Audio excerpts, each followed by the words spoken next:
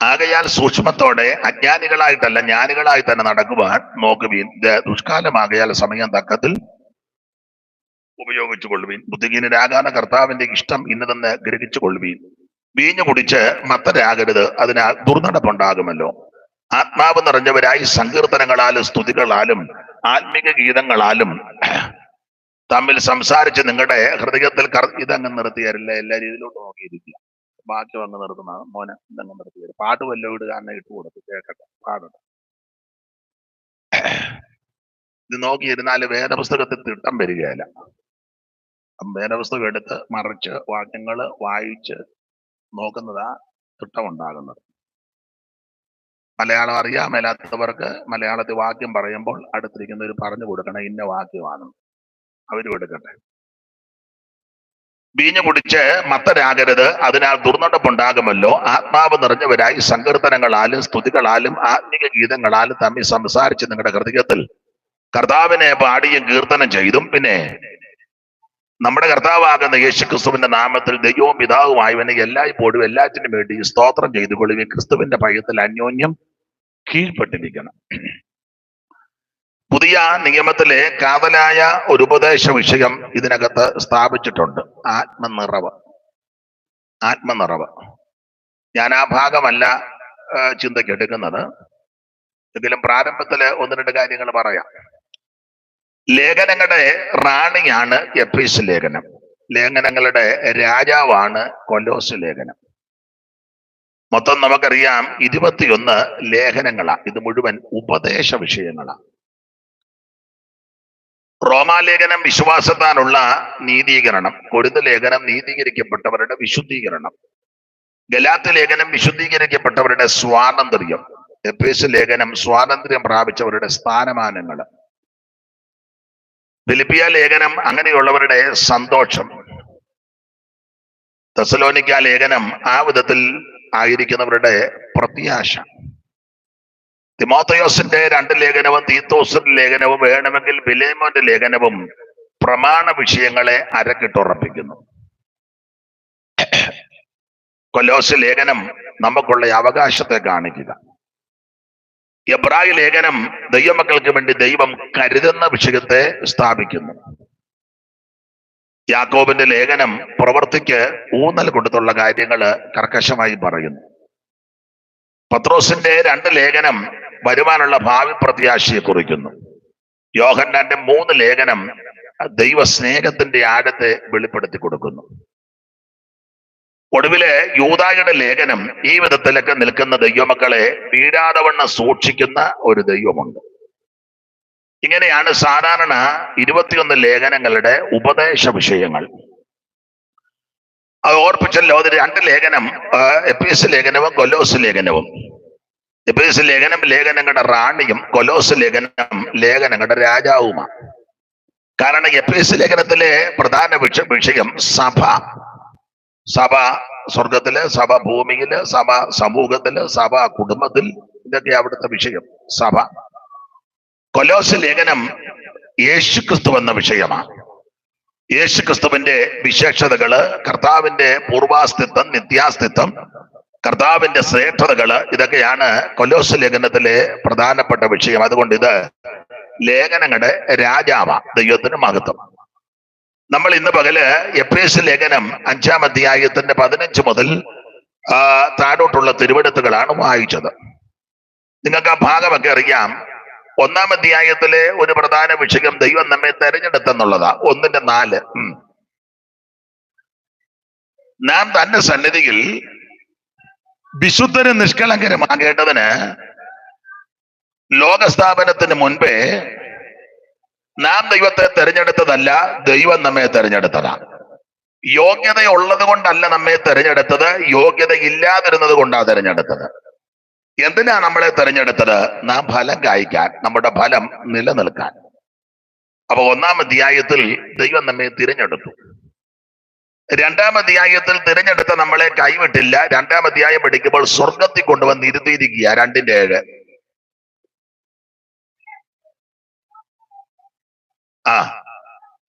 അപ്പോൾ നമ്മെ സ്വർഗത്തിൽ ഇരുത്തിയിരിക്കുക. ഇരിപ്പ് കണ്ടാലൊന്നും തോന്നുകയില്ല, എങ്കിലും വചനം പറയുന്ന സ്വർഗത്തിൽ ഇരുത്തിയിരിക്കുക, സ്വർഗത്തിലിരിക്കുക, സ്വർഗീയ സന്തോഷം.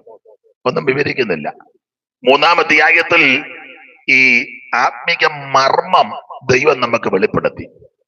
അനാദികാലം മുതൽ മറഞ്ഞു കിടന്ന മർമ്മം ഇത് മറ്റുള്ളവർക്ക് വെളിപ്പെടുത്താതെ സാധുക്കളാകുന്ന നമുക്ക് ദൈവം ഇത് വെളിപ്പെടുത്തി. ആ മർമ്മം മഹത്വത്തിന്റെ പ്രത്യാശയാകുന്ന ക്രിസ്തു നിങ്ങളിൽ ഇരിക്കുന്നെന്നുള്ളതാ. ഇതാ വലിയ മർമ്മം, യേശു ക്രിസ്തു. 4-ാം അധ്യായത്തിലേക്ക് വരുമ്പോൾ ദൈവസഭയ്ക്ക് 5 തരത്തിലെ ശുശ്രൂഷക വൃന്ദങ്ങളെ തന്നിരിക്കുക. 4:11. അവൻ ചിലരെ അപ്പോസ്തലന്മാരായും ചിലരെ പ്രവാചകന്മാരായും ചിലരെ സുവിശേഷകന്മാരായും ചിലരെ ഇടയന്മാരായും ഉപദേഷ്ടാക്കന്മാരുമായിട്ട്. അപ്പോൾ 5 തരത്തിലെ ശുശ്രൂഷക വൃന്ദങ്ങൾ: അപ്പോസ്തലൻ, പ്രവാചകൻ, സുവിശേഷകൻ, ഇടയൻ, ഉപദേഷ്ടാവ്. നിങ്ങൾ വായിച്ചപ്പോൾ ശ്രദ്ധിച്ച് കാണും, അതിൽ ചിലരെ ചിലരെ ചിലരെ എന്ന് പറഞ്ഞു വന്നിട്ട് ഇടയന്റെയും ഉപദേഷ്ടാവിന്റെയും കാര്യം പറയുമ്പോൾ ഒറ്റ പ്രാവശ്യമേ ചിലരെ എന്ന് പറഞ്ഞിട്ടുള്ളൂ.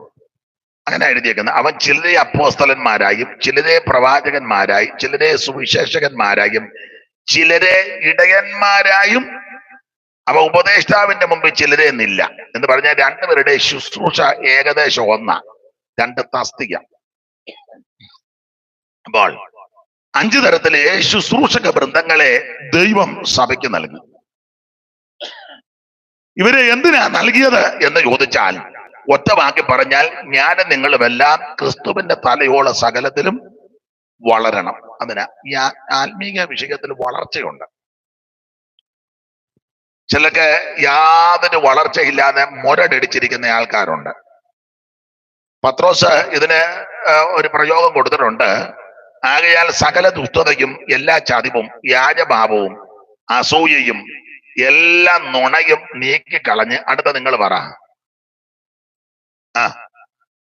ഇപ്പോൾ ജനിച്ച ശിശുക്കളെ പോലെ രക്ഷയ്ക്കായി വളരുവാൻ വചനമെന്ന മായമില്ലാത്ത പാല് കുടിപ്പാൻ. അപ്പോൾ ക്രിസ്ത്യ ജീവിതത്തിൽ വളർച്ച ആവശ്യമാണ്. ജനനമുണ്ടെങ്കിൽ വളർച്ചയുണ്ട്. അപ്പോൾ ആത്മീക വിഷയത്തിൽ വീണ്ടും ജനനം പ്രാപിച്ച ദൈവമക്കൾ ഓരോ ദിവസവും വളരണം. അങ്ങനെ വളർന്ന് ക്രിസ്തുവിന്റെ തലയോളം സകലത്തിലും ആമേൻ സ്തോത്രം വളർന്നു നിൽക്കണം. അതാണ് ദൈവത്തിന്റെ ഉദ്ദേശം. അപ്പോൾ 4-ാം അധ്യായത്തിൽ ദൈവമക്കൾ ആത്മീകമായി വളർച്ച പ്രാപിക്കണം. 5-ാം അധ്യായത്തിൽ നാം നമ്മൾ വായിച്ചത്, 5-ാം അധ്യായത്തിലെ പ്രധാനപ്പെട്ട ഒരു വിഷയം ആത്മനിറവ് എന്നുള്ള കാര്യമാണ്. ആത്മനിറവ്. ഇവിടെ ഒരു പദമുണ്ട്, ആത്മാവ് നിറഞ്ഞവരായി. ആത്മാവ് എന്താണ് ഈ ആത്മനിറവ്? നമ്മുടെ ഇടയിൽ വലിയ തർക്കമുള്ള തെറ്റിദ്ധാരണയുള്ള ഒരു വിഷയമാണ് ആത്മനിറവ്. നമ്മൾ പറയത്തില്ല, പാസ്റ്റർ ആത്മനിറവുള്ളയാളാ, സഹോദരി ആത്മനിറവുള്ളതാ, ദൈവദാസൻ ആത്മനിറവുള്ളയാ, ആ വ്യക്തി ആത്മനിറവുള്ള, അങ്ങനെയൊക്കെ നമ്മൾ പറയാറുണ്ട്. എന്തുവാ ഈ ആത്മനിറവ്? ആത്മനിറവ് ഇതൊരു വലിയ ഉപദേശമാണ്. ആത്മനിറവ് ചില ആൾക്കാര് ധരിച്ചു വച്ചിരിക്കുന്നത് ആത്മനിറവ് എന്ന് പറഞ്ഞാൽ മറുഭാഷ പറയുന്നതാന്നാ ചിലര് ധരിച്ചു വച്ചേക്കുന്നത്. നിർത്താതെ കണ്ട് മറുഭാഷ പറഞ്ഞുകൊണ്ടിരിക്കുന്നത് ആത്മനിറവാന്നാ ചിലരുടെ ധാരണ. വേറെ ചില ആൾക്കാര് ആത്മനിറവ് എന്താന്ന് ചോദിച്ചാൽ ഉറക്ക കൈയടിച്ച് ഒച്ചത്തിൽ ഹല്ലേലൂയ പറയുന്നത് ആത്മനിറവാന്നാ ചിലർ ധരിച്ചു വെച്ചേക്കുന്നത്. തെറ്റല്ല, അതല്ല ആത്മനിറവ്. വേറെ ചില ആൾക്കാര് ആത്മനിറവെന്ന് ധരിച്ചു വച്ചിരിക്കുന്നത് യോഗം തുടങ്ങിയപ്പോൾ പുറകിലിരുന്നു, യോഗം മൂത്തപ്പോൾ തുള്ളി തുള്ളി മുൻപ് വന്നു, ഇതാണ് ആത്മനിറവെന്ന ചിലർ ധരിച്ചു വച്ചേക്കുന്നത്. വേറെ ചിലര് ആത്മനിറവെന്ന് ധരിച്ചു വച്ചേക്കുന്നത് തുള്ളി തുള്ളി ബൈബിളിന്റെ പുറത്ത് കയറി തുള്ളി കണ്ണാടിയും തുള്ളി ചവിട്ടി പൊട്ടിച്ചു. അപ്പൊ നമ്മൾ പറയാം നല്ല ആത്മനിറവ. അതുമല്ല ആത്മനിറവ. ചിലരെ ധരിച്ചു വച്ചേക്കുന്ന മുട്ടയിൽ നിന്ന് കൈ എടുത്തപ്പോ അവന്റെ വാരിയലിനിട്ട് കൊണ്ടു, അവനെ പിന്നെ അനങ്ങാൻ മേലാലായി. അങ്ങനെ ഉള്ളത് ആത്മനിറവെന്നാ ചിലര് ധരിച്ചു വച്ചേക്കുന്നത്. ഇതൊന്നും ആത്മനിറവല്ല. അത് തെളിയിക്കണമെങ്കിൽ ഒരു ഉദാഹരണം പറയുക. എപ്പോഴും പറയുന്നതാ, ഒന്നുകൂടെ പറയാം. വർഷങ്ങളായിട്ട് ഞാനും നിങ്ങളും എല്ലാം ഉറങ്ങുന്നവരാ. എന്താണ് ഉറക്കം? ഉറക്കം എന്നാൽ എല്ലാരും ഉറങ്ങുന്നവരല്ലേ? യോ, ഉറങ്ങി ഉറങ്ങി യോഗത്തിന് വരാ ഇന്ന് ഉറങ്ങുന്നത്. അപ്പൊ നമ്മളെല്ലാം വർഷങ്ങളായിട്ട് ഉറങ്ങുന്നവരാ. അതുകൊണ്ടാ ചോദിക്കുന്നത്, എന്താണ് ഉറക്കം?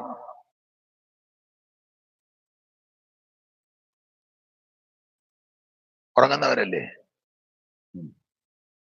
പണ്ടൊരു അമ്മയോട് ചോദിച്ചു, അമ്മയെ ഉറക്കം എന്നാൽ എന്ത്? അമ്മ പറഞ്ഞു, കണ്ണു അടച്ച് കിടക്കുന്നതാ ഉറക്കം. അതല്ല ഉറക്കം. എന്നാൽ ഉറക്കത്തിൽ കണ്ണടയ്ക്കുന്നത് അല്ലല്ലോ ഉറക്കം. ഉറക്കമില്ലാത്തൊരു ചുമ്മാ കണ്ണടച്ച് കിടക്കും. വേറൊരാളോട് ചോദിച്ചു, എന്താണ് ഉറക്കം? ബോധം പോയി കിടക്കുന്നതാ ഉറക്കം. ബോധം പോയി കിടക്കുന്നതാണോ ഉറക്കം? അല്ല. ഉറക്കമില്ലാത്തവർക്കും ബോധമില്ലല്ലോ. അപ്പം ബോധം പോയി കിടക്കുന്നതല്ല ഉറക്കം. വേറൊരാളോട് ചോദിച്ചു, എന്താണ് ഉറക്കം? പുള്ളി പറഞ്ഞു, കൂർക്കം വലിക്കുന്നതാണ് ഉറക്കം. കൂർക്കം വലിക്കുന്നതാണോ ഉറക്കം? അല്ല. എന്നാ വണ്ണവും വയറും ഉള്ള ഒരു വശക്കേടി കിടന്ന കൂർക്കം വലി അല്ലല്ലോ ഉറക്കം. അല്ല. അപ്പൊ എന്ന് പറഞ്ഞതുപോലെ എന്താണ് ഈ ആത്മനിറവ്? മറുഭാഷയല്ല, തുള്ളലും ചാട്ടവും അല്ല, ഉറക്ക കൈയുടെ ചുച്ചത്തിൽ ഹല്ലേലൂയ പറഞ്ഞത് അതൊന്നുമല്ല. അത് തെറ്റാന്നല്ല. പിന്നെന്തുവാ ഈ ആത്മനിറവ്? അപ്പൊ അത്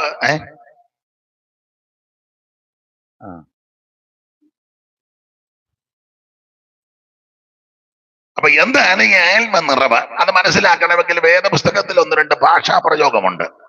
നിറയുക, നിറവിൻ, നിറവ്, നിറയുവി, നിറയണം, ഇങ്ങനെയുള്ള പദങ്ങൾ ഈ പുസ്തകത്തിൽ കൊടുത്തിട്ടുണ്ട്. ഒന്നുകൂടെ അത് തെളിയിക്കണമെങ്കിൽ ആത്മനിറവ് അപ്പൊ അതെന്താണെന്ന് മനസ്സിലാക്കണമെങ്കിൽ വേറെ 1-2 പ്രയോഗം പറയാം. ഈ പുസ്തകത്തിൽ ഇങ്ങനെ ചില വാക്യമുണ്ട്. അവര് കോപം നിറഞ്ഞവരായി. അങ്ങനെ പുസ്തകത്തിൽ വാക്യമുണ്ട്, കോപം നിറഞ്ഞവരായി. വേറൊരു ഭാഗത്ത് ഭയം നിറഞ്ഞവരായി. അങ്ങനെ വാക്യമുണ്ട്, ഭയം നിറഞ്ഞവരായി. വേറൊരു ഭാഗത്ത് അവര് അസൂയ നിറഞ്ഞവരായി. അങ്ങനെ വാക്യമുണ്ട്. വേറൊരു ഭാഗത്ത് അവര് ഭ്രാന്ത് നിറഞ്ഞവരായി. ഇതിൽ വേറെ പുസ്തകത്തിലുള്ള പദങ്ങളാണ്.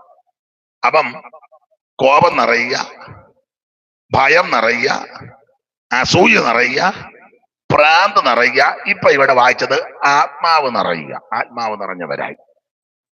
അപ്പൊ ഭയം നിറഞ്ഞവരായി, ഭ്രാന്ത് നിറഞ്ഞവരായി, അസൂയ നിറഞ്ഞവരായി, കോപം നിറഞ്ഞവരായി, ആത്മാവ് നിറഞ്ഞവരായി. മനസ്സിലാകുന്ന ഭാഷ പറഞ്ഞാൽ, ഒരു വ്യക്തിയിലെ കോപം നിറഞ്ഞാൽ ആ നിറയപ്പെട്ട വ്യക്തി ആ കോപത്താലായിരിക്കും നടത്തപ്പെടുന്നത്. ചെറിയ ഉദാഹരണം, ഭാര്യയും ഭർത്താവും കൂടെ ബെഡ്റൂമിൽ വെച്ച് ഒരു അഭിപ്രായ വ്യത്യാസം ഉണ്ടായി രാവിലെ. അപ്പം ഭർത്താവ് അല്പം ശുണ്ടിയുള്ളയാളും അല്പം ക്ഷോഭിക്കുന്നയാളാണ്. അപ്പൊ അഭിപ്രായ വ്യത്യാസം വന്നപ്പോ ഭർത്താവ് അരിശം അല്ലെ കോപം നിറഞ്ഞു. പുള്ളിക്കാരിയെ ഓടിച്ചു. ഓടിന്ന് പറഞ്ഞു എന്റെ മുന്നിൽ നിന്ന് കോപിച്ചു. പുള്ളിക്കാരി പേടിച്ചങ്ങ് പോയി. പുള്ളി കോപത്തിൽ ഇങ്ങനെ നിറഞ്ഞു നിൽക്കുക. അല്പം കഴിഞ്ഞപ്പോ ഇതൊന്ന് ശമിക്കട്ടെന്ന് ഓർത്ത് പുള്ളിക്കാരി കട്ടനുമായിട്ട് വന്നു. അച്ചായ ആ കട്ടൻ നിന്നോട് ഞാൻ അപ്പം ആ നിറഞ്ഞ കോപത്തിൽ പുള്ളി ഇങ്ങനെ നിൽക്കുക. ഉദാഹരണമാ. പുള്ളിക്കാരി പോയി. എന്നാ ഇത് ശമിക്കണമല്ലോ, 8 മണിക്ക് അപ്പവും മുട്ടയും പുള്ളിക്ക് ഇഷ്ടമുള്ളതാ ഉണ്ടാക്കി വെച്ച് പറഞ്ഞു, അച്ചായ അപ്പവും മുട്ട നിന്നോട് ഞാൻ രാവിലെ പുള്ളി നിറഞ്ഞു നിൽക്കുക. 8:30 കൊച്ചൻ വന്ന് പറഞ്ഞല്ലേ, പെങ്കൊച്ച് പറഞ്ഞു, മമ്മി പപ്പായോട് പൈസ മേടിക്കും. നിൽക്കുക. അപ്പോൾ ഈ നിറയപ്പെട്ട കോപത്താൽ പുള്ളി ഇങ്ങനെ നിൽക്കുക. അപ്പൊ ഒരു വ്യക്തിയിൽ കോപം നിറഞ്ഞാൽ അന്നേ ദിവസം ആ വ്യക്തി നിറയപ്പെട്ട കോപത്താലായിരിക്കും നടത്തപ്പെടുന്നത്. ഒരു വ്യക്തിയിലെ ഭയം നിറഞ്ഞാൽ ആ വ്യക്തി നിറയപ്പെട്ട ഭയത്താലായിരിക്കും നടത്തപ്പെടുന്നത്. ഒരു വ്യക്തിയിൽ അസൂയ നിറഞ്ഞാൽ നിറയപ്പെട്ട അസൂയയാലായിരിക്കും നടത്തപ്പെടുന്നത്. അങ്ങനെയെങ്കിൽ പ്രിയരെ, ആത്മനിറവെന്ന് പറഞ്ഞാൽ നിറയപ്പെട്ട ആത്മാവിനാൽ നടത്തപ്പെടുക. എല്ലാം വിശദീകരിക്കുന്നില്ല. ഞാനൊരു 12:45 വരെ എടുക്കട്ടെ പ്രിൻസിപ്പാസ്റ്ററെ. ഇവിടെ സാധാരണ 12:30 ഇന്നൊന്ന് സഹകരിച്ച് കുഴപ്പമില്ലല്ലോ. ഏ ഏ ഓ വേണ്ട, ഈ ഇരിപ്പാണെങ്കിൽ എന്തിനാ 1 മണി വരെ ഇരിക്കുന്നേ വെറുതെ.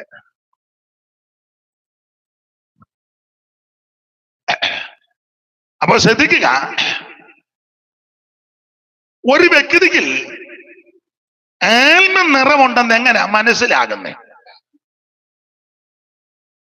ഒരു വ്യക്തിക്ക് ആത്മ നിറമുണ്ടെന്ന് എങ്ങനെയാ ബോധ്യപ്പെടുന്നത്? ബോധ്യപ്പെടണമല്ലോ. ഏ ഏ ഏ അല്ലാതെ എങ്ങനെയാ നമ്മൾ അറിയുന്നത്? അന്നതടയുണ്ട്, ആനതടയുണ്ട്, അങ്ങനെ നടന്നൊന്നും പിടികിട്ടുകയല്ല. ചിലക്ക് ഈ അഭിനയിക്കുന്നവരുണ്ട്, പല ആൾക്കാരെ പിടികിട്ടുകയല്ല. നമ്മൾ ഇതിലെ എന്തുകൊണ്ട് സഹോദരി വിശേഷം വീട്ടിലോട്ട് ചെല്ലണം, തനിനിറ അറിയണേ. പുള്ളിക്കാരനെ നല്ല കട്ടകാരമുള്ളതിലാണ് നിർത്തിയേക്കുന്നത്. പക്ഷെ സഭയെ വരുമ്പോൾ നമുക്ക് എന്തുകൊണ്ട് അങ്ങനൊന്നും ആൾക്കാരെ പിടികിട്ടുകയല്ല. വെള്ളം ഇട്ട് നിന്നാലൊന്നും ആളിനെ പിടികിട്ടില്ല. ഇത് യോഗ്യമാ, നല്ലതാ, പക്ഷെ അടുത്തിടപെടുമ്പോൾ അത് അനിനിറം.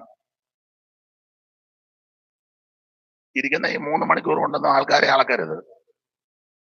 ഇത് ഞാൻ കഴിഞ്ഞ ദിവസം പറഞ്ഞ പോലെ നമ്മള് ഒരു അഭിനയമാണ് 3 മണിക്കൂർ. പിന്നെ അല്ല, ഇതുപോലെ തന്നെ ആ വീട്ടിലും ജോലി സ്ഥലത്തും ഇടപെടുന്നിടത്താണെങ്കിൽ ഓക്കെ.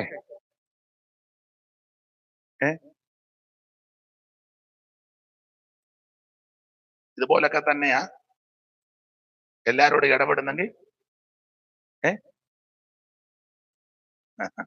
ദൈവത്തിന്റെ മഹത്വം.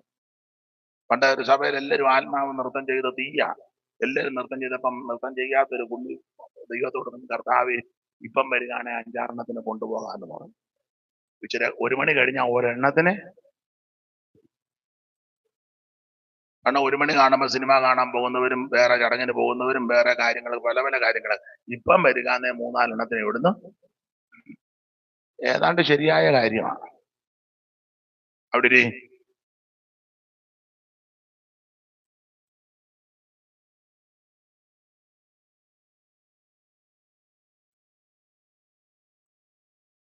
വടിയിഞ്ഞു തരണം.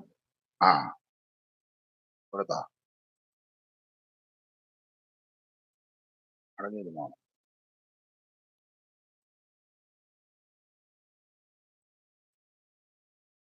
അപ്പൊ ശ്രദ്ധിക്കുക, ഒരു വ്യക്തിക്ക് ആത്മ നിറമുണ്ടെന്ന് എങ്ങനെ അറിയുന്നെന്നാ. എന്തോ വാച്ച് പോയോ?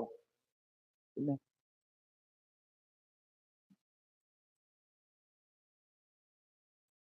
ഒറ്റവാക്യം പറയാം. ഒരു വ്യക്തിക്ക് ആത്മ നിറമുണ്ടെന്ന് അറിയുന്നത് ഒറ്റ കാര്യമുള്ളൂ, ആ വ്യക്തിക്ക് ആത്മാവിന്റെ ഫലം കാണും. അങ്ങനെ പിടികിട്ടുന്നത്. ആ വ്യക്തിക്ക് നിറയപ്പെട്ടത് ദൈവാത്മാവാണെങ്കിൽ നിശ്ചയമായിട്ടും ആ വ്യക്തിക്ക് ദൈവാത്മാവിന്റെ ഫലം കാണും. ആത്മാവിന്റെ ഫലം ഞാൻ പറയണ്ട, നിങ്ങൾക്കറിയാം ആത്മാവിന്റെ ഫലമോ?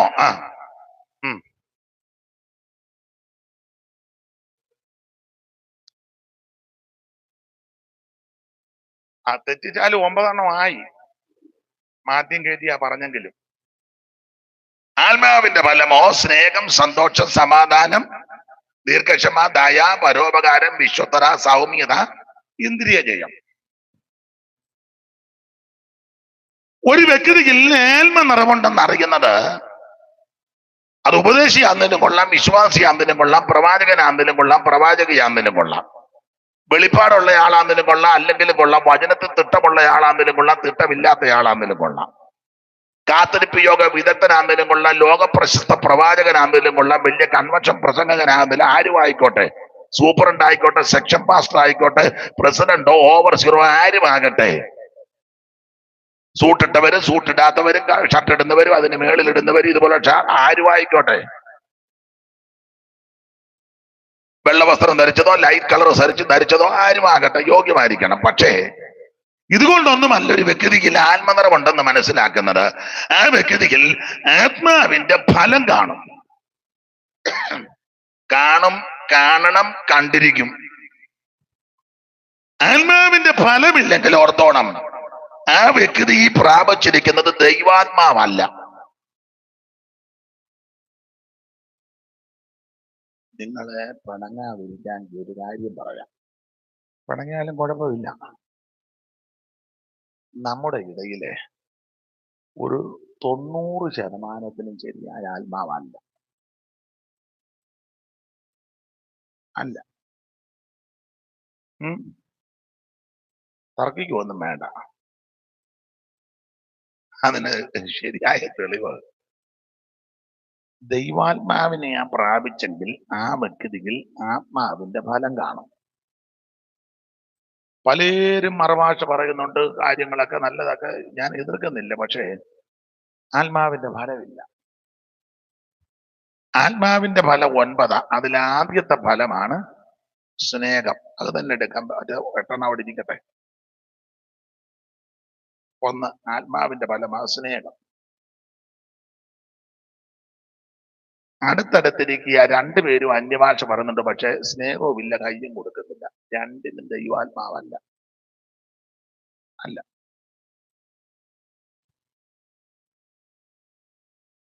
ഒരു സഭയിലാ കൂടുന്നത്, മിണ്ടുന്നുമില്ല, കയ്യും കൊടുക്കുന്നില്ല, സഹകരിക്കുന്നുമില്ല. ദൈവാത്മാവല്ല. ഒരു വിഷയമുണ്ടായി, ക്ഷമിക്കാൻ മനസ്സില്ല. ദൈവാത്മാവല്ല. ഇപ്പോഴും വാശിയോടെ വൈരാഗ്യത്തോടല്ലേ ഇരിക്കുന്നത്. ക്ഷമിക്കാൻ മനസ്സില്ലല്ലോ.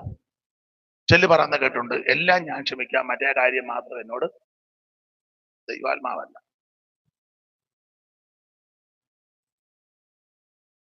എന്നാ 1 മണി വരെ പോണോ? ആട്ടെ.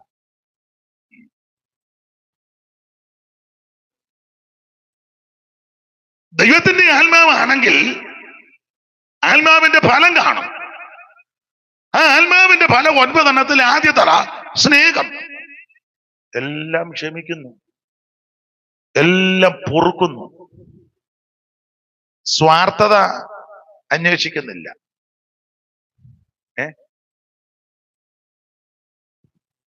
അടുത്തിരിക്കുന്ന ആരെയും വിധിക്കേണ്ട, തന്നെത്താൻ ഒന്ന് ശോധന ചെയ്തേ. ഞാൻ പ്രാപിച്ചത് ദൈവാത്മാവാണ്.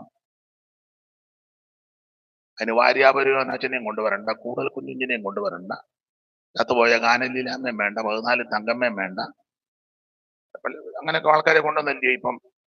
സാമച്ചനെയും കൊണ്ടുവരണ്ട, തങ്കവും വേണ്ട, താരവും വേണ്ട, തമ്പേറും വേണ്ട, MA വർഗീസും വേണ്ട, തങ്കയ്യായും വേണ്ട, ഒരുത്തരും വേണ്ട. വചനം വെച്ച് അളന്നാ മതി. വചനം വെച്ച് നോക്കിയാൽ മതി ദൈവാത്മാവാണോ ഇല്ലയോ എന്ന്. നമ്മുടെ തോത് ദൈവോചനമല്ല. ഇതാ ഇതിന്റെ അടിസ്ഥാനം. ഇത് വെച്ച് അളന്നാ മതി. നമ്മൾ പ്രാപിച്ചത് ദൈവാത്മാവാണോ? മറുഭാഷയൊക്കെ പറയും, യോടി ദൈവത്തിന്റെ മക്കളിൽ നിന്ന് ആ ദുരാത്മാവ് ശൗലിന്റെ മേ ദുരാത്മാവ് വന്നപ്പോ പുള്ളി മിണ്ടാതിരുന്നെന്നാണോ? പിന്നെ കുന്തോടെ നിൽക്കട്ടെ, അടുത്ത കാര്യം പറ. ദൈവത്തിന്റെ മക്കളിൽ നിന്ന് ദുരാത്മാവ് വന്നപ്പോ പുള്ളി മിണ്ടാതിരിക്കുകയായിരുന്നു ഒന്ന്.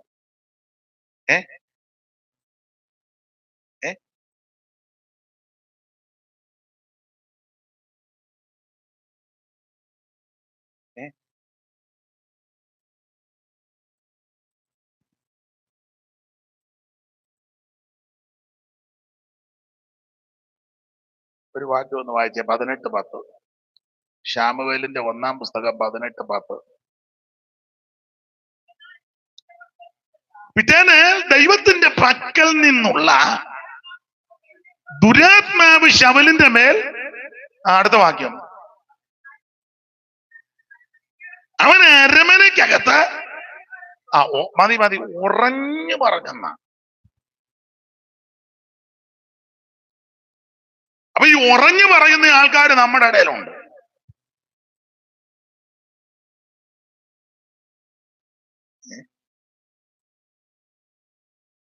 ഉറഞ്ഞു പറഞ്ഞോ,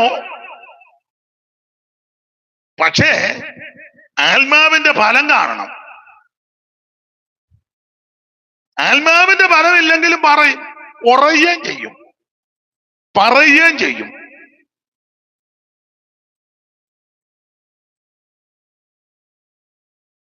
അമ്മായിയമ്മയോട് ഇപ്പോഴും ക്ഷമിക്കാൻ മനസ്സില്ല, മരുമകളോട് ഇപ്പോഴും ക്ഷമിക്കാൻ മനസ്സില്ല, ചേട്ടനോട് ക്ഷമിക്കാൻ മനസ്സില്ല, അനിയനോട് ക്ഷമിക്കാനും മനസ്സില്ല. അങ്ങനെയാണെങ്കിൽ ആ മനസ്സൊന്നും ഇല്ലെങ്കിൽ ക്ഷമിക്കാനുള്ള ഇതില്ലെങ്കിൽ ദൈവാത്മാവിനെ അല്ല പ്രാപിച്ചത്. മൈക്കിന്റെ മുന്നിൽ വന്ന് ഉറഞ്ഞു പറയാം, ഓളിയൊക്കെ കൂട്ടി തന്നാൽ കുറച്ചുകൂടെ സന്തോഷം. മറുഭാഷയും പറയും, വാക്യമൊക്കെ നല്ലത് ഇട്ടവാണ്, ഹൈപ്പിച്ച് പാട്ടും പാടും, പ്രാർത്ഥനയൊക്കെ ഒന്ന് കേൾക്കണം, നല്ല വൃക്ഷത്തിന്റെ കൊമ്പ് ചായച്ചു കൊണ്ടുവന്ന് താഴെ മുട്ടിക്കുന്ന രീതി നല്ല കോള് കൊള്ളിച്ച് പ്രാർത്ഥിക്കും. പക്ഷേ ക്ഷമിക്കാനും പൊറുക്കാനും സ്നേഹിക്കാനും മനസ്സില്ലാത്ത ആത്മാവാണെങ്കിൽ ദൈവാത്മാവല്ല. ഇപ്പൊ നിങ്ങൾ ചിലര് ചിന്തിക്കുക, നല്ല അന്തരീക്ഷമായിരുന്നു, അയാൾ അത് വന്ന് മുഴുവൻ തല്ലി കിടത്തിയേച്ച് എന്ന് ധരിക്കണ്ട. നമുക്ക് നമ്മളെ ഒന്ന് ശോധന ചെയ്യണം. ദൈവത്തിന് മകത്വം. ദൈവ കുഞ്ഞാടെ നിൻ സ്നേഹരസം എന്നകമേ വഴിഞ്ഞോടാൻ ഉന്നതനെ സ്തുതി ചെയ്യുവാൻ മണ്ണിലൻ വേലയും തീർത്തിടുവാൻ എന്നെയൊരുക്കണമേ. മണ്ണിലൻ വേലയും തീർത്തിടുവാൻ എന്നെയൊരുക്കണമേ. ആ സ്നേഹമിതാശ്ചര്യമേ, ഓ അതിശയമേ, ഓ അതിശയമേ.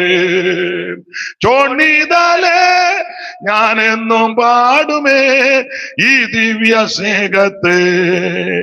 ചോണിതാലേ ഞാനെന്നും പാടുമേ ഈ ദിവ്യ സ്നേഹത്തെ. പ്രിയരെ, തന്നെത്താൻ ശോധന ചെയ്യണം. ഞാൻ പലതും അനുഭവത്തിന്റെ വെളിച്ചത്തിലും വളരെ പ്രാഗൽഭ്യത്തോടാ പറയുന്നത്. നമുക്ക് ക്ഷമിക്കാനൊരു മനസ്സുണ്ടാകണം. നമ്മളെ ഉപദ്രവിച്ചവര് കാണും, പഠിച്ചവര് കാണും, നിന്ദിച്ചവര് കാണും, ആക്ഷേപിച്ചവര് കാണും, പരിഹസിച്ചവര് കാണും, ഒറ്റപ്പെടുത്തിയവരൊക്കെ കാണും. നമ്മള് ദൈവാത്മാവിനെ പ്രാപിച്ചിരിക്കുന്നത് കൊണ്ട് അതെല്ലാം ക്ഷമിക്കണം. ഇത് നല്ല പ്രാഗൽഭ്യത്തോടാ ഞാൻ ഈ പറയുന്നത്. അതെ, പ്രാഗൽഭ്യത്തോടാ പറയുന്നത്. ക്ഷമിക്കണം. ചിലപ്പടത്തിലെ അങ്ങനെ പെട്ടെന്നൊന്നും ക്ഷമിക്കാൻ ഒറ്റ കാര്യം പറഞ്ഞ ഭാഗം പെടാൻ പലരും ബുദ്ധിമുട്ടുന്നതായിട്ട് ഞാൻ നന്നായിട്ട് മനസ്സിലാക്കുന്നു. അതുകൊണ്ട് അധികം ആ ഭാഗത്ത് നിൽക്കുന്നില്ല. ഒറ്റ കാര്യം പറഞ്ഞു വിട്ടേക്കാം. എന്തെല്ലാം ക്ഷമിച്ചത് കൊണ്ടാണ് നമ്മൾ ഇന്ന് പകുതി പിടിപ്പിക്കുന്നത്. നമ്മൾ പറഞ്ഞതും പ്രവർത്തിച്ചതും ചിന്തിച്ചതും കാട്ടിക്കൂട്ടിയതും ചെയ്തു വെച്ച് എന്തെല്ലാം വിക്രിയകളാ, അതെല്ലാം അവിടുന്ന് ക്ഷമിച്ചില്ലേ? അങ്ങനെയെങ്കിൽ നമുക്ക് ക്ഷമിച്ചാലല്ല. എന്റെ ചോദ്യം ഇതാ, അവിടുന്ന് എല്ലാം ക്ഷമിച്ചല്ലയോ നമ്മളെ ഈ പകലും ആയുസോടെ കൂട്ടി വരുത്തിയത്? അങ്ങനെയെങ്കിൽ നമുക്ക് ക്ഷമിച്ചാലല്ല. ഈ ക്ഷമിക്കുന്നത് അബദ്ധമൊന്നുമല്ല, വളരെ അനുഗ്രഹമാണ്. ക്രൂശിൽ കിടന്നപ്പോഴും അവിടുന്ന് പറഞ്ഞു ക്ഷമിക്കണേ എന്നാ, ക്ഷമിക്കണേ. തന്നെത്താൻ താഴ്ത്തി മരണത്തോളം. അതുകൊണ്ട് ലഭിച്ച വിശേഷത ഏറ്റവും ദൈവം ഉയർത്തി. ദൈവത്തിന് നമുക്ക് ആ ഭാഗം വിട്ടേക്കാം. നിങ്ങൾ ചിലര് പ്രയാസപ്പെടുന്നു. അതുകൊണ്ട് അത് ഒരു കാര്യം പറഞ്ഞ് ഇന്നങ്ങ് നിർത്താം. ആകയാൽ സൂക്ഷ്മത്തോടെ അജ്ഞാനികളായിട്ടല്ല ജ്ഞാനികളായി തന്നെ നടക്കുവാൻ വളരെ സൂക്ഷ്മത്തോടെ ജ്ഞാനത്തോടെ പെരുമാറണം, ഇടപെടണം. ഈ സമൂഹത്തിൽ ജ്ഞാനം നിങ്ങൾ ജീവിക്കുമ്പോൾ ദൈവമക്കളാന്നുള്ള ബോധം സദാസമയവും നമ്മെ ഭരിക്കണം. ചിലക്ക് ഈ സഭാകോളിൽ കയറുമ്പോൾ മാത്രമേ ഉള്ളൂ ദൈവമക്കളാന്നുള്ള ബോധം. എല്ലായിടത്തും ഉണ്ടായിരിക്കണം. മീൻ ചന്തയിൽ ചെല്ലുമ്പോഴും മീൻ മേടിക്കുന്ന സമയത്തും ദൈവമക്കളാണെന്നുള്ള ബോധം വേണം. കടയിൽ ചെല്ലുമ്പോഴും ഈ ബോധം വേണം. ജോലി സ്ഥലത്ത് ചെല്ലുമ്പോഴും ഈ ബോധം. ഏത് മേഖലകളും സദാസമയവും ഈ ചിന്ത നമ്മെ ഭരിക്കണം. നാം ഒരു ദൈവപൈതല. ദുഷ്കാലമാകയാൽ സമയം തക്കത്തിൽ ഉപയോഗിക്കണം. ഒരു കാര്യം പറഞ്ഞങ്ങ് നിർത്താം. ഇന്ന് സമയം തക്കത്തിൽ ഉപയോഗിക്കണം. ഞാൻ എപ്പോഴും പറയും, എപ്പോഴും നമുക്ക് സമയം കിട്ടിയെന്ന് വരികയല്ല, എപ്പോഴും അവസരം ലഭിച്ചെന്നും വരികയല്ല. അതുകൊണ്ട് ലഭിക്കുന്ന അവസരം, കിട്ടുന്ന സമയം തക്കത്തിൽ രക്ഷിക്കപ്പെടാൻ അവസരം കിട്ടുമ്പോൾ യേശുവിനെ രക്ഷിതാവായി സ്വീകരിച്ചോണം. സ്നാനപ്പെടാൻ അവസരം ദൈവം തരുമ്പോൾ ഇടംബലം നോക്കരുത്, സ്നാനപ്പെട്ടോണം. അഭിഷേകം പ്രാപിച്ച് ദൈവത്തെ ആരാധിപ്പാനുള്ള അന്തരീക്ഷവും സാവകാശവും ദൈവം ഒരുക്കുമ്പോൾ മാറി നിൽക്കരുത്, ചേർന്ന് പ്രാർത്ഥിച്ച് അപേക്ഷിച്ച് ദൈവകൃപ പ്രാപിച്ചോണം. ഞാൻ എപ്പോഴും പറയും, കണ്ണിന് കാഴ്ച കൊള്ളുമ്പോൾ വേറെ പുസ്തകം വായിച്ചോണം. കൈക്ക് ആരോഗ്യം ഉള്ളപ്പോൾ കൈ അടിച്ച് ദൈവത്തെ മഹത്വപ്പെടുത്തണം. നടന്നു വരാൻ ആരോഗ്യം ഉള്ളപ്പോൾ ദൈവത്തെ ആരാധിക്കാൻ വന്നോണം. എന്തെങ്കിലും കൊടുക്കാൻ സാവകാശവും സന്ദർഭവും ലഭിക്കുന്നെങ്കിൽ അത് കൊടുക്കണം. ഈ എല്ലാം ലഭിച്ചിട്ട് കൊടുക്കാനൊന്നും നോക്കത്തില്ല കേട്ടോ. ചില ആൾക്കാർ പറയാറുണ്ട്, പാസ്റ്റർ എനിക്ക് കൊടുക്കണമെന്നുണ്ട്, പക്ഷെ ഉദ്ദേശിക്കുന്ന പോലെ അങ്ങനൊന്നും അല്ല. എന്റെ വിഷയമല്ലെങ്കിലും 8-ാം അധ്യായത്തിന്റെ 1 വായിച്ചേ. കൊരിന്ത്യർക്ക് എഴുതിയ 2-ാം ലേഖനം 8-ാം അധ്യായത്തിന്റെ 1-ാം വാക്യം. അറിവുള്ള വാക്യമാണ്.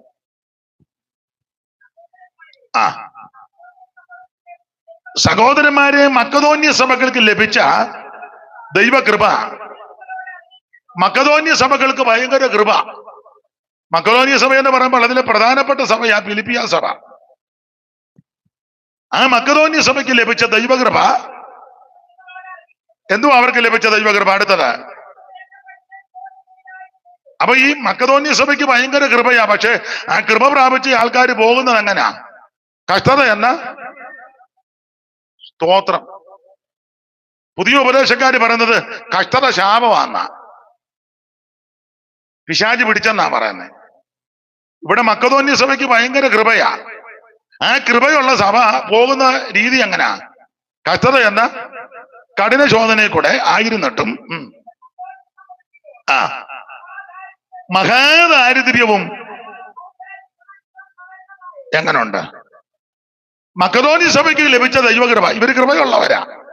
പക്ഷെ ആ കൃപയുള്ള സഭ പോകുന്നത്, 1 കഷ്ടത എന്ന കഠിന ശോധന, 2 മഹാദാരിദ്ര്യം. കഷ്ടതയും ദാരിദ്ര്യവും. അപ്പൊ തന്നെ അവരെ പറ്റി പറയാ ഭയങ്കര കൃപയാണ്. നമ്മുടെ ഇടയിൽ ഇങ്ങനെ കഷ്ടതയും ദാരിദ്ര്യം ഉണ്ട്, കൃപയാന്നാണോ പറയുന്നത്? പക്ഷേ പ്രാർത്ഥിക്കണം. വലിയ ബന്ധനത്തിൽ കൂടെ അവര് അവരെ ഒക്കുന്നെങ്കിൽ 2-3 ദിവസം ഉപവാസ പ്രാർത്ഥന. മക്കതോന്യ സഭ കഷ്ടതയുടെ കഠിന ശോധനയിൽ കൂടെ പോകുക മാത്രമല്ല, മഹാദാരിദ്ര്യം. പക്ഷെ അവരുടെ ദൈവകൃപ എന്നാന്നറിയാമോ? ഈ മഹാദാരിദ്ര്യം കൂടെ പോകുമ്പോൾ ധാരാളം, അതാ അവരുടെ കൃപ. മഹാദാരിദ്ര്യത്തിൽ കൂടെ പോകുമ്പോഴും ഇവര് പൗലോസിനെ ഹെൽപ്പ് ചെയ്തു. അതാ ഇന്നലെ വായിച്ചില്ലയോ ഫിലിപ്പിയ ലേഖനം 4:10, നിങ്ങൾ പിന്നെയും എന്നെ കുറിച്ച്, അതാ ആദ്യം ഒന്ന് വിചാരിച്ച് ഇവര് ഹെൽപ്പ് ചെയ്തതാ.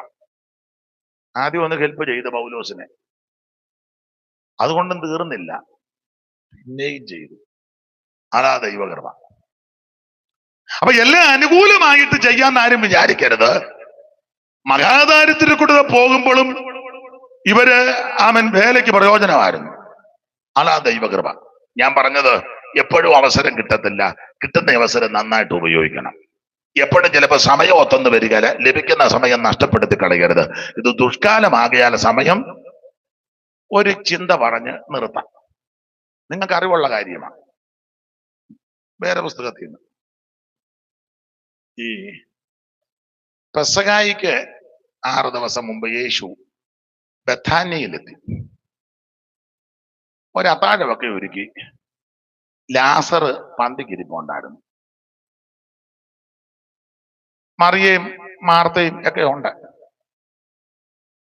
അപ്പോഴ് ശിഷ്യന്മാരും എല്ലാം ഉണ്ട്. പെട്ടെന്ന് മറിയ ഒരു സ്വച്ഛ ജഡമാംസി തൈലം നിറച്ച ഭരണി കൊണ്ടുവന്ന് പൊട്ടിച്ച് അവിടുത്തെ തൃക്കാൽക്കൽ ഒഴിച്ചു. നിങ്ങൾ ആ ഭാഗം ഒന്ന് വായിച്ചേ, 12:1 മുതൽ. യോഹന്നാൻ.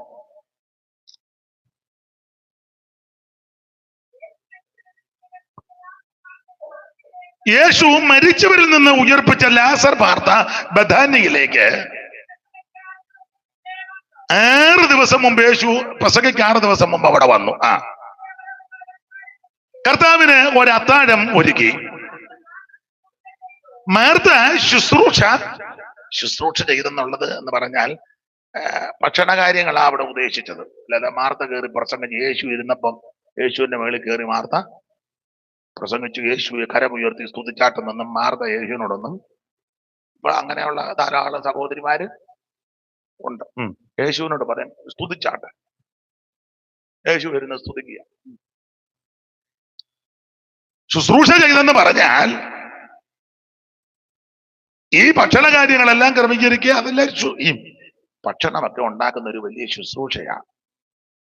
ചില ആൾക്കാർ ഭക്ഷണം ഉണ്ടാക്കുന്നതാണ്ട് രാഗി അലച്ചുവാ ഉണ്ടാക്കുന്നത്. ഇതിനെ മുതിഞ്ഞ വീട്ടിൽ വന്നിട്ട് അടുക്കളയിൽ നിറഞ്ഞ അങ്ങനൊന്നും പറയരുത്. മാന്യ സഹോദരിമാരെന്താ പറയാ, നിങ്ങൾ അടുക്കളയിൽ പെരുമാറുന്നത് ഒരു വലിയ ശുശ്രൂഷയാണ്. നിങ്ങൾ അടുക്കളയിൽ നന്നായിട്ട് പെരുമാറി ശുശ്രൂഷിക്കുന്നതുകൊണ്ടാണല്ലോ ഞങ്ങൾ മര്യാദയ്ക്ക് ഇതിനകത്ത് ഇരിക്കുകയും നിൽക്കുകയൊക്കെ ചെയ്യുന്നത് ഈ 3-4 മണിക്കൂറാണ്. അത്ര അറിഞ്ഞാൽ മതി. ഇന്നലെ പറഞ്ഞായിരുന്നല്ലോ, ശ്രദ്ധിച്ചും സൂക്ഷിച്ചും. ഒരു വലിയ ശുശ്രൂഷയാണ്. ഭർത്താവിനും മക്കൾക്കും അല്ലെ പ്രിയപ്പെട്ടവർക്കും ഒക്കെ ഇഷ്ടകരമായ രുചികരമായ ഭക്ഷണം ഉണ്ടാക്കി കൊടുക്കുന്നത് ഒരു വലിയ ശുശ്രൂഷയാണ്. ചില സ്ത്രീകൾ ധരിച്ചേക്കുന്ന കൺവെൻഷൻ സ്റ്റേജിൽ കടന്ന് ഇങ്ങനെ കുടച്ചക്കരം കറങ്ങും പോലെ കറങ്ങുന്നത് ആ ശുശ്രൂഷ എന്ന. അങ്ങനെ കറങ്ങുന്ന പല എണ്ണത്തിനും അടുക്കള പണി അറിയത്തുമില്ല. അടുക്കളയിൽ ശുശ്രൂഷിക്കുന്ന ഒരു വലിയ കൃപയാണ്. അത് ശുശ്രൂഷയാണ്. ആട്ടെ, നമുക്ക് ആ വിഷയം ഇട്ടേക്കാം. മാർത്ത ശുശ്രൂഷ ചെയ്യുക. അടുത്തത്, ലാസറോ അവനോട് കൂടെ പന്തിയിൽ ഒരുവനായിരുന്നു. അടുത്തത്, അപ്പോൾ മറിയ വിലയേറിയ സ്വച്ഛ ജഡമാംസി തൈലം യേശു ക്രിസ്തുവിന്റെ കാൽക്കൽ കൊണ്ടുവന്ന് പൂശി. അപ്പം തലമുടി കൊണ്ട് തോർത്തി എന്നൊക്കെ പറഞ്ഞ മുടിയൊന്നും മട്ടം കണ്ടിച്ചല്ല മറിയ നടക്കുന്നത്. ഇപ്പോഴത്തെ ഒരുമാതിരിപ്പെട്ട മറിയെല്ലാം എന്തോ എന്നെ പറഞ്ഞ തന്നെ ബോബിയോ ബോബോ ഈ അസുഖം വന്ന് തലമുടി നഷ്ടപ്പെട്ട പ്രിയപ്പെട്ടവരുണ്ട്. അവരുടെ കാര്യമല്ല ഈ പറയുന്നത്. അസുഖങ്ങളൊക്കെ വന്ന് ട്രീറ്റ്മെന്റിന് വിധേയപ്പെട്ട് മുടിയെല്ലാം പോയ പ്രിയപ്പെട്ടവരുണ്ട്.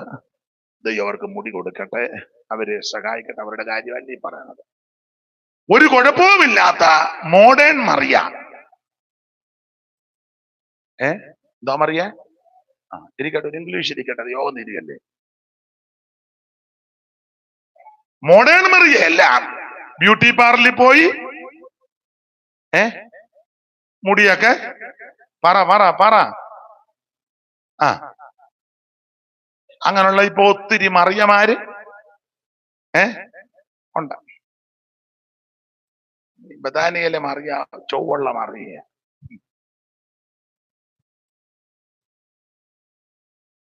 അതെ, തലമുടി കൊണ്ട് ഈ ദൈവത്തിന്റെ സൃഷ്ടിയുടെ വിശേഷത, സ്ത്രീകൾക്കൊരു ഭൂഷണമാ മുടി. അതെ, മുടി ദൈവത്തിന്റെ സൃഷ്ടിയല്ലേ.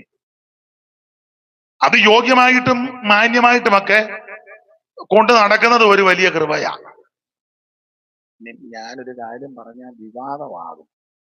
ഈ സഭായുധത്തിനും കൂട്ടായ്മയ്ക്കൊക്കെ മുടിയൊന്നും അടിച്ചിട്ടുകൊണ്ട് വരരുത്.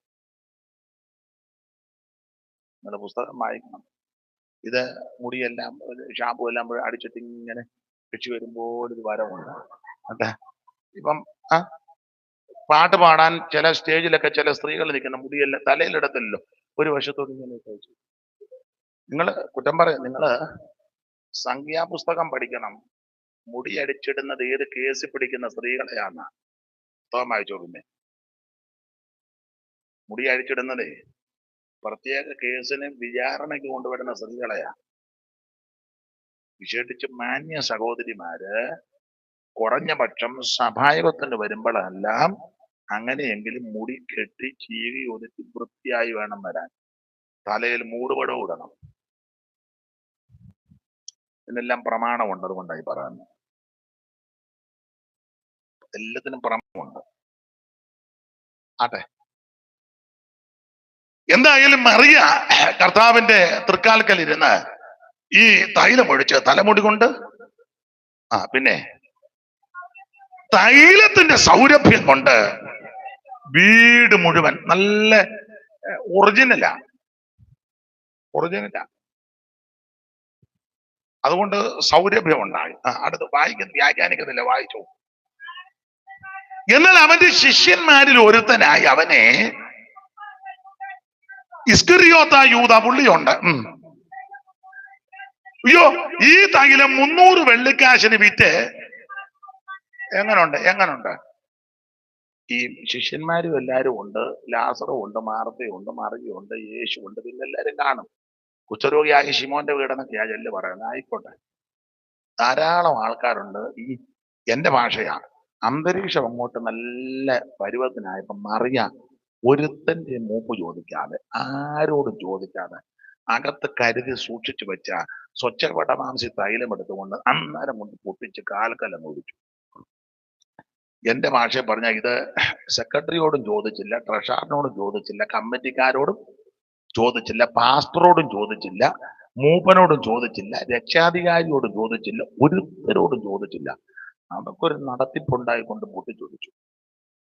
അന്നേരം ട്രഷാർ ഇളകി. ആരാ? യൂദ. പുള്ളിയുടെ ഇല്ലയോ ഇതെല്ലാം? മിണ്ടുന്നില്ല. പുള്ളിയ ഇതിന്റെ കണക്കും കാര്യമല്ല. 3.5 വർഷം ട്രഷാറായിരുന്നു. അവസാനം വന്ന ഗതി പുള്ളി ഉടനെ ഇളകി. ദരിദ്രന്മാർക്ക് കൊടുക്കരുതായിരുന്നു. പുള്ളി ഉടനെ എനിക്കൊന്ന് പുള്ളി CA കാരനാണോ എന്നൊരു ചെറിയ ഉടനെ പുള്ളി കണക്കും പറഞ്ഞു. 300 മണമടിച്ചപ്പോഴേ കണക്ക്, തൈലത്തിന്റെ മണമടിച്ചപ്പോഴേ പുള്ളിക്ക് മനസ്സിലായി ഇത് 300. ചെല്ലങ്ങനല്ലേ യോഗത്തിന് നിൽക്കുമ്പോ പറയും, ഇന്ന് ബീഫാന്നാ തോന്നുന്നത്. ചെല്ലേ അപ്പൊ ചെല്ല് പറയും മീൻകറി ഉണ്ട്. അങ്ങനൊക്കെ പറയുന്ന ആൾക്കാരുണ്ട്. മണമടിച്ചപ്പോഴേ പുള്ളി പറഞ്ഞു 300 വെള്ളിക്കാശ്. പെട്ടെന്ന് കണക്ക് കൂട്ടി. ഇവന് ദരിദ്രന്മാരോട് കരുണയൊന്നും ഉണ്ടായിട്ടല്ല. അവിടെ എഴുതിയിട്ടുള്ളൂ, 1 ഇവൻ കള്ളനാ, 2 പണസഞ്ചി ഇവന്റെ പക്കല, 3 അതിലിട്ടതല്ല ഇവനെന്നും അടിച്ചു മാറ്റുന്നുണ്ട്. അങ്ങനെ വായിച്ചേ വിചാരമൊന്നും ഉണ്ടായിട്ടല്ല. 1 ഇവൻ കള്ളനാകൊണ്ടും, 2 പണസഞ്ചി ഇവന്റെ പക്കലാകൊണ്ടും, 3 ഇതിലിട്ടത് ഇവനെന്നും അടിച്ചു മാറ്റുന്നുണ്ട്. അതുകൊണ്ടാ പറഞ്ഞു. ശ്രദ്ധിച്ചേ. പക്ഷെ മറിയ ഇവരോട് ആരോടും ചോദിച്ചില്ല.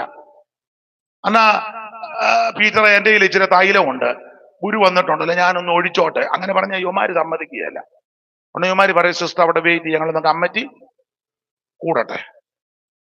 അന്ത്രയോസോട് പറയാം, അന്ത്രയോസ എന്റെ കയ്യിൽ ഇച്ചിരി തൈലമുണ്ട്, ഗുരുവിന്റെ കാൽക്കൽ. ഒന്നെ പറയും, അതിന്റെ ആവശ്യം ഇപ്പം ഗുരു രാവിലെ പെർഫ്യൂം അടിച്ചു വെച്ചാ വന്നേ, ഞങ്ങളും അതൊക്കെ തന്നെ അടിച്ചു, അത് മതി, ഉള്ള മണമൊക്കെ.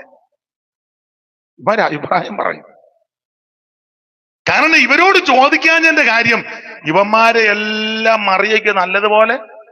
കാരണം യേശു പലപ്പോഴും ഈ വീട്ടിൽ വന്ന് പാർക്കാറുണ്ട്. ഇതിപ്പോ പെസഹയ്ക്ക് 6 ദിവസം മുമ്പാ വന്നേ.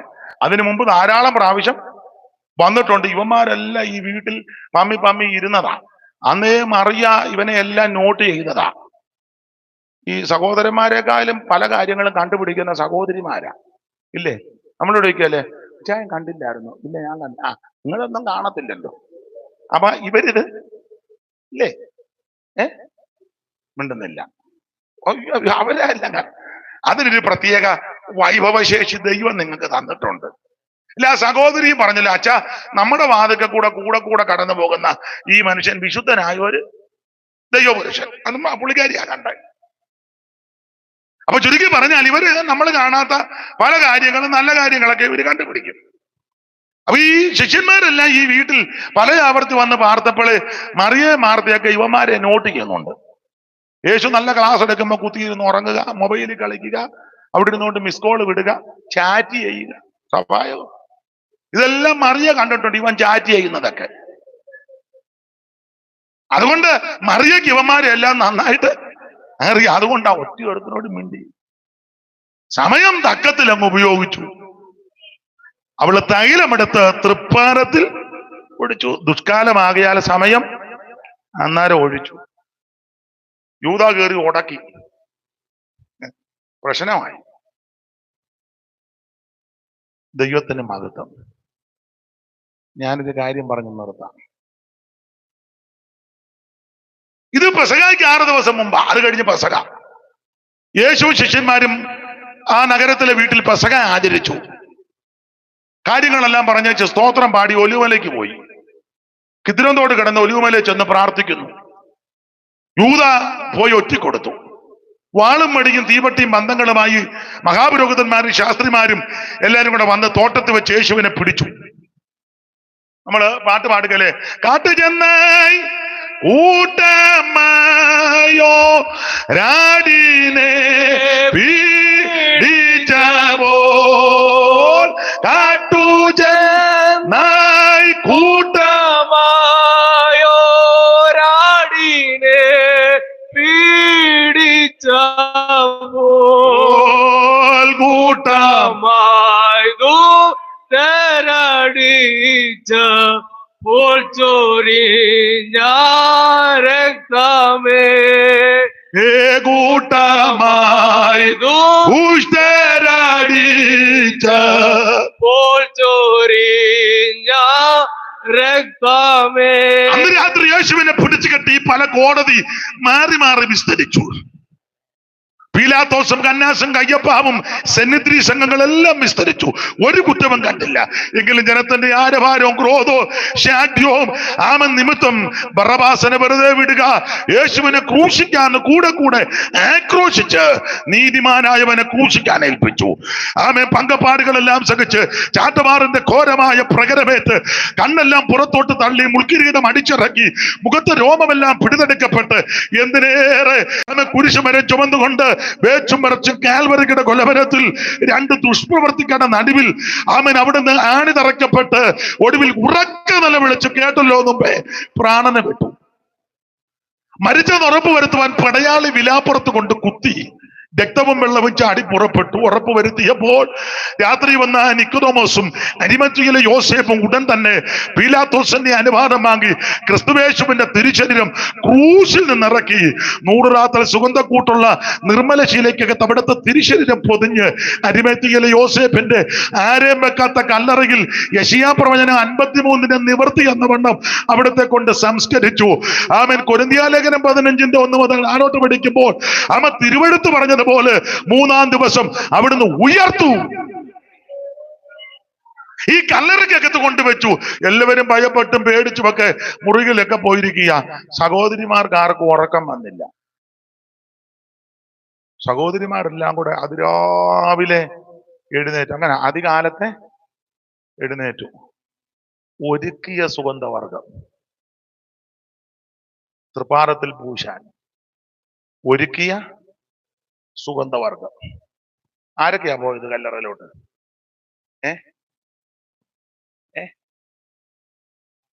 പിന്നെ പിന്നെ ആ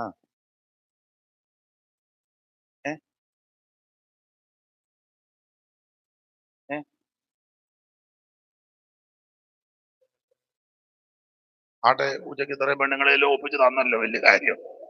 എങ്കിലും കൃത്യമായിട്ടൊന്ന് പറ.